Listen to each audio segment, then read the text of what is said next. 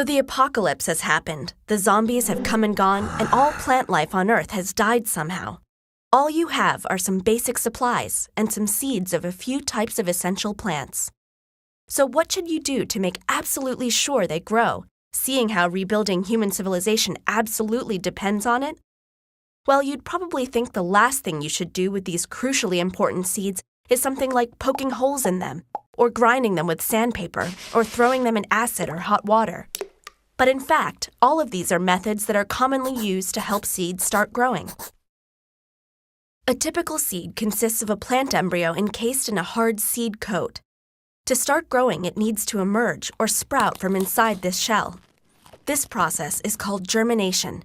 But just as it would be hard for you to get out of a jail cell with no windows and no doors, the embryo might need a little help escaping from its seed prison. And any process that makes this easier by wearing down the seed coat is called scarification. This lets moisture and nutrients get through the seed coat, making the embryo start growing until it breaks through. Now, you might be wondering why it is that plants would need humans to do all these weird things to their seeds in order to grow. And in fact, they don't. In natural environments, seed coats are worn down by cold temperatures, bacteria, or even animal digestion.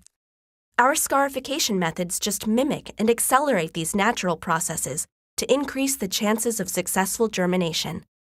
One technique we can use is called nicking. To do this, we make a small cut or scratch into the seed coat. Be careful not to cut too deep. You don't want to damage the plant embryo inside. Another way is to file down the seed coat using sandpaper or a nail file.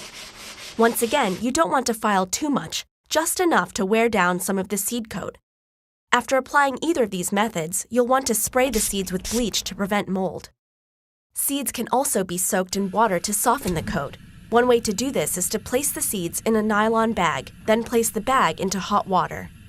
Turn off the heat immediately and allow the water to cool to room temperature before removing the seeds.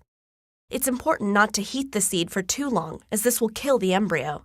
Again, you'll want to spray them with bleach afterwards. Finally, you can try immersing the seeds in a sulfuric acid solution. Make sure you're wearing protective goggles and gloves anytime you work with such a dangerous substance.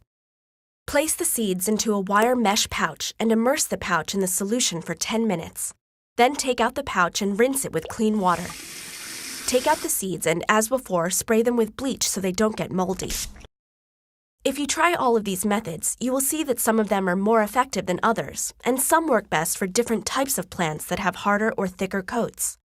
So knowing what seed scarification techniques work best will be useful if you ever need to survive a cataclysm, start a farm, or just want to plant your own garden.